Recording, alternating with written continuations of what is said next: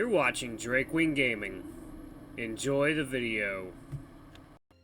Hey guys, Nary here from Drakewing Gaming. Some of you know me on Twitter, The Gaming Dragon. Today I'm bringing you another Let's Play episode of Changeling Tale, Marion's Path.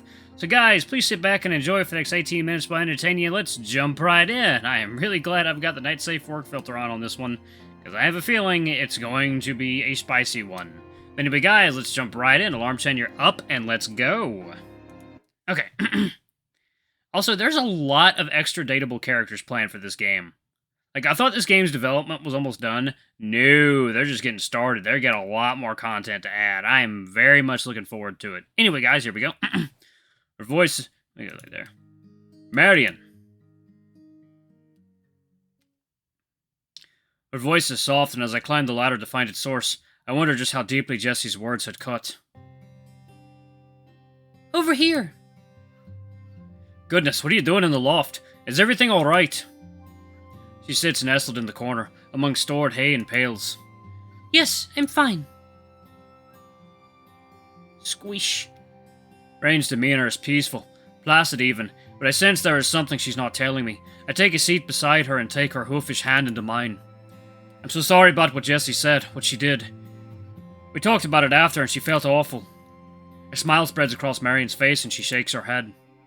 Oh, no, it's not that. Well, not entirely. Jessie has never been a very careful person, neither in action nor words.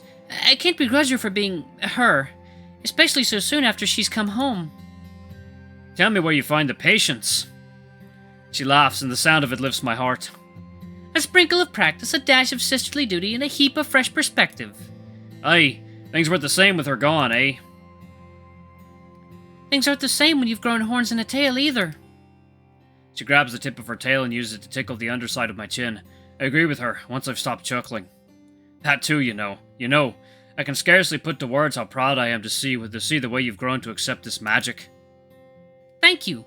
Truth be told, if you weren't here to support me, I don't know if I would have half the courage. I stick with you through thick and thin. Her ears droop bashfully, and her hand squeezes into mine. I'm sure I'll need it.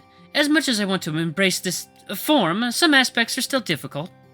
The woman before me, having sprouted fur all over her body, is telling me that just some aspects are hard. The magnitude of her understatement is only matched by my curiosity. Like what? Oh dear. Marion blushes, but our relationship is one of healthy communication. Well, for one thing, although I've never been a girl to obsess over those toothpick models you see in Jessie's catalogs, I've always been self-conscious about my figure, particularly my, bosom. I nod, understanding. Marion was well endowed before, now even a whole tablecloth turned sundress has a difficult time containing her. And when Jessie said those things today, I don't blame her, you know. She's always been quite a carnivore, but it's so embarrassing to be reminded that I'm I look her square in her thick-lashed eyes. Marion, you're not a cow. She looks back at me, not with sadness or pity, but with certainty. Aren't I? You stand on 2 feet, you have a way with words that Fiona could never match, and like your prize heifer, you don't need to be... Milked? Oh god. Marion stops me mid-sentence. A moment passes as I try to grasp at what she's saying. Uh-oh, spaghetti-o.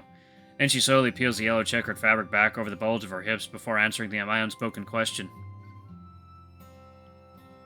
Wow, that is a big udder. Please don't laugh or run away, but yes, I need to be milked. Oh god, I see where this is going. Her udder rests in a sling of cloth, part of the dress Gran made, by all appearances, and likely some very welcome support. That old hen still has some ingenuity about her. Or rather, Marion's udder would be resting in the sling if she were not overflowing, nearly spilling out. How's this even possible? My mouth forms a question, although I don't know if I'm prepared for the answer. Are you... Am I? Oh, no, I don't think so. The potent cocktail of emotion brewing inside of me, anticipation, joy, terror, anxiety, is washed away by cool relief.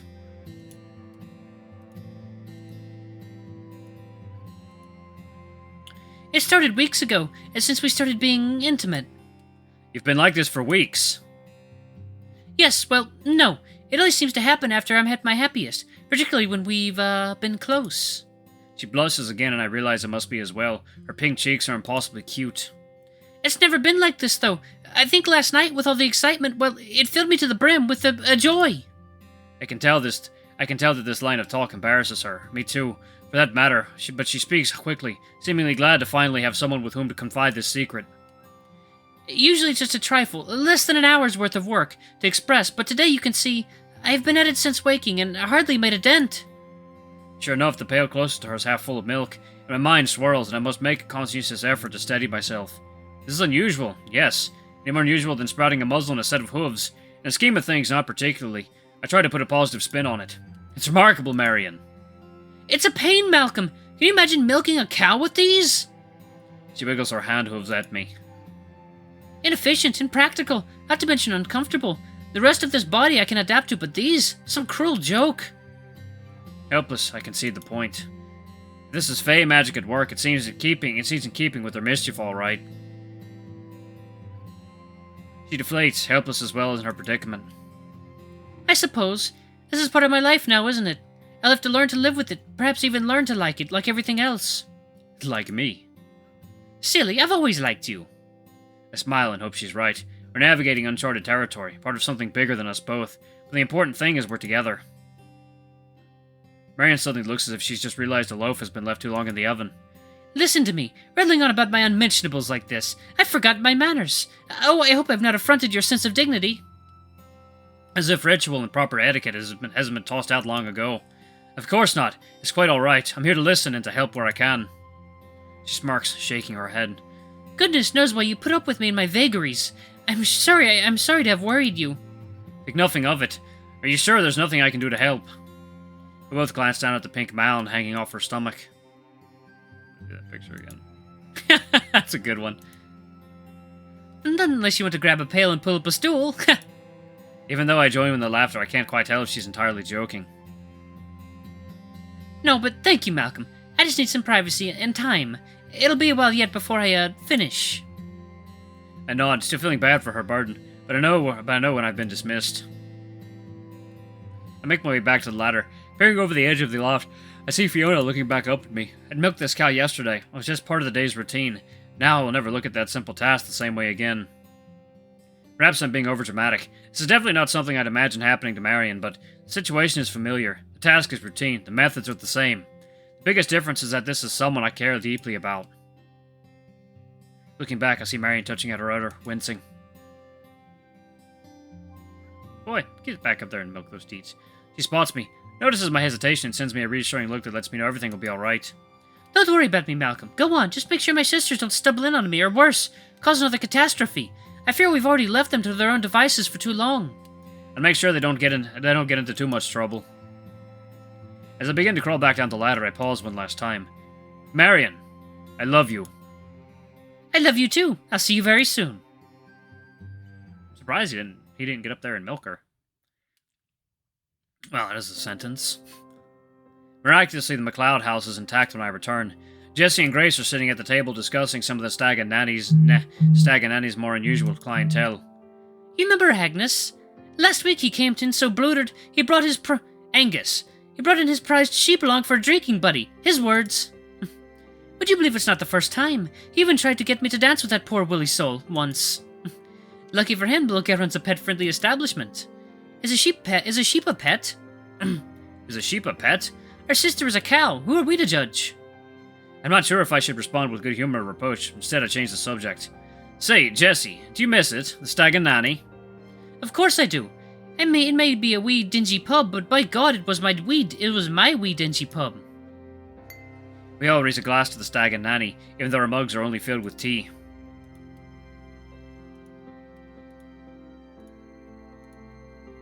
Hey, what does that say? Okay. Hey sis, since you're staying a while, maybe you can ask Bulgaria for your old job back. You know, for a bit. The thought had crossed my mind. Tell me, how has that old ox been holding up without me, honestly? He seemed happy when I saw him, but I can't always read him well. He's always so cheerful. Grace makes a thudding noise, shaking her head. Well, he's not well. Out of his mind, even. You've been replaced by Alana, you see. She's been playing the bagpipes on weekends. Jessie snickers, seemingly in disbelief. I'll bet she has. Grace and I exchange glances, and I decide not to correct Jessie's misunderstanding. Better to not spoil the surprise. So how does the Stag and Nanny compare to Claddy Pats? The three of us chatter along, talking of drinkeries, drinks, and drinkers, and mostly just working up a thirst. That thirst in turn makes me think of what's happening in the barn, despite my best efforts to clear it from my mind. There we go. Marion eventually returns, looking refreshed. Is that Till? Yep. Looking refreshed as if nothing were out of the ordinary. Have you all been behaving? None of us mentioned the drams of whiskey we'd pilfered from the jug under the counter. Mostly. Free at last to return home, I stand and bid my farewells, giving Marion a big hug and a sympathetic smile. With a spring in my step, I leave to tell Gran the good news. The McLeod sisters are all together again. Oh dear. Oh dear! Jesse's return is welcomed by all, and for a time everyone's spirits run high. Apart from the curiosity of Marion's transformation, things are much as they were before. Jesse and Grace frequent the Stag and Nanny for work and play. Having a more effervescent sister around brings Grace a bit more out of her shell. Meanwhile, Marion and I busy ourselves around the farm, spending our days doing chores and enjoying each other's company. We even take the odd break now and then, sometimes to unwind and sometimes because we're wound up. A dark cloud hangs over the McLeod's farm. With every daily routine we accomplish, an unspoken spectre looms closer. We're all on edge awaiting their father's return. Every shadow along a wall, every sharp wind that raps at the door, is easily mistaken as heralding Owen's arrival. We all fear him appearing at any given moment, his aggression ready to knock down the walls of strength Marion worked so hard to build.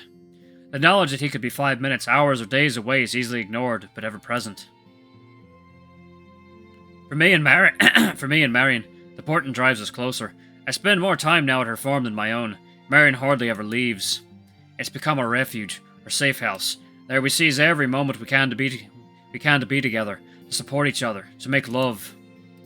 We leave it unsaid, but I suspect she worries each moment might somehow be our last together. Gran gives Marion and me our space. She's stopped raising her eyebrows when I come home late, or not at all. I don't know if she's changing with the times or simply giving me a little free rein since I am family and so cherished. That, and Marion seems to be her favorite thing ever. Whatever it is, I'll take it.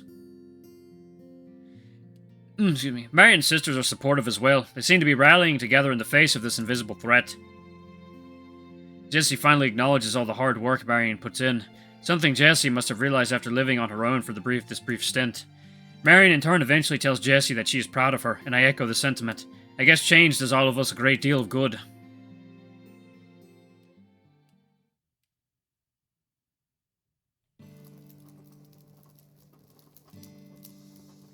Everyone loves a parade. Huh, okay.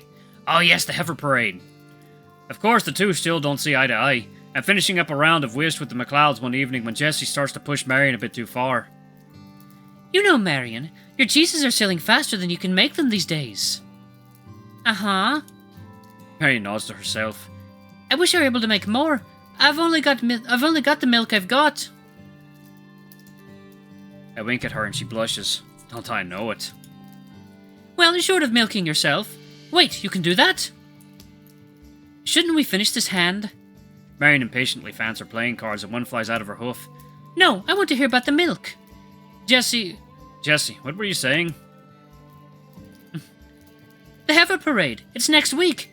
Everyone in town is talking about it. I'm sure there'll be lots of cow keepers there. People who could provide you with more milk. Marion slaps her cards down on the table. I wish you'd stop bringing it up. I didn't know this had been a topic of conversation. The parade takes place every year, a chance for the girls in town to dress up and prance through the town centre with their heifers in tow. Usually the female, both human and cow, deemed the prettiest gets a crown of flowers and a special homemade gift. But you're always in the parade. Yes, and I never win. You've won every year you were in it. I'm not competition this year. Yeah, Marion, no one can compete with your horns. Marion takes a deep breath. Why do you want me to go so badly? I'm safe here, happy even. Because you need to leave this house. Plain and simple. You've been holed up here for weeks. She's not wrong. Marion hasn't strayed beyond her field since she received Owen's letter. It breaks my heart to see Marion so confined, but even I will admit the idea of going to town without a disguise is beyond bold. Marion echoes my sentiment. I can't exactly go strolling through Craig looking like this. You can next week. Think about it. No more hiding. You're scared of what people will say, and it's the safest way to expose yourself. Anyone says something mean, it's a costume. Laugh it off. If everyone likes it, you've won over the town. We'll all be there to protect you and cheer you on. The table goes quiet, and we all consider Jessie's suggestion. I don't want to agree with her, but Jessie is right, Marion. If you're ever going to leave this farm again, that's the day to do it. Grace shrugs as if there's no arguing with her. Marion chews her cud and looks at me. Malcolm, what do you think? It just might work. I think Jessie may be onto something. Yeah, it seems like an important path. I think Jessie may be onto something. The scenario plays through my head.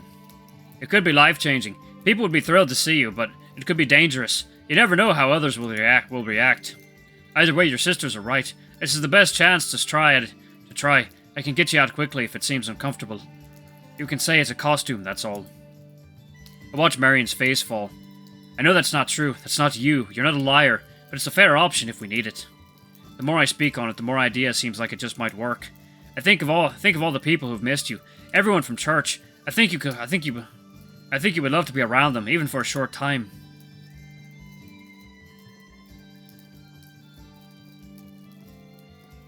I have to think about it. Oh, good. Thank you, Malcolm. She's refused every other time, but I guess she'll listen to her boyfriend. I expect Marion to wince, but she leans into me instead. Yes, I will. He cares about me. And we don't. Grace starts picking up the cards. We won't be finishing the game tonight. I think you have ulterior motives. Like what? Oh, you can eat butter and Dunlop. I inadvertently let out a snort. See, Malcolm agrees on that one too. Well, fine. I'm sorry for trying to help.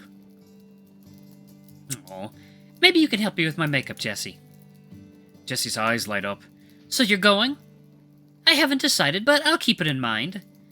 I'll help Agnes sew you a brand new dress. You'll be gorgeous. Oh, you'll put every woman to shame. The conversation devolves into beauty talk and hymnline length, so I quietly excuse myself and make my way to bed.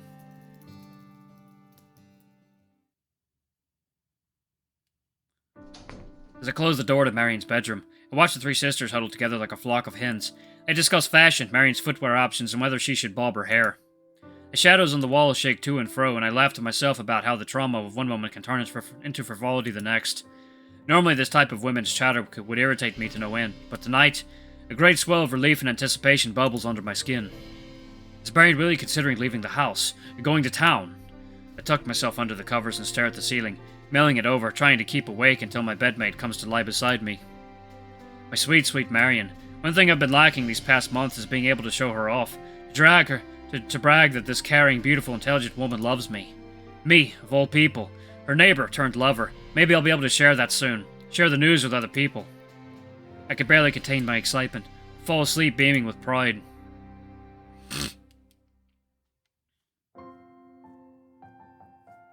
Oh, okay. Guess he didn't get woken up by cow girlfriend. Big bosomed cow girlfriend. Big bouncy cow girlfriend. Mommy. Oh, hello. Oh, hey there, mommy. I mean, mommy. Mommy. Oh, perfect place to pause it. Alrighty. Alright, I'm gonna pause it right here, guys. Thank you so much for watching. Don't forget to like, comment, subscribe, ring that notification bell, leave a super thanks, or duh. Oh no, it's happening! Oh, next episode's gonna be a doozy, I think. Alright, don't forget to leave a tip or a super thanks if you can. It always helps. Until the next video, I love you all. I'll see you next time. Bye-bye!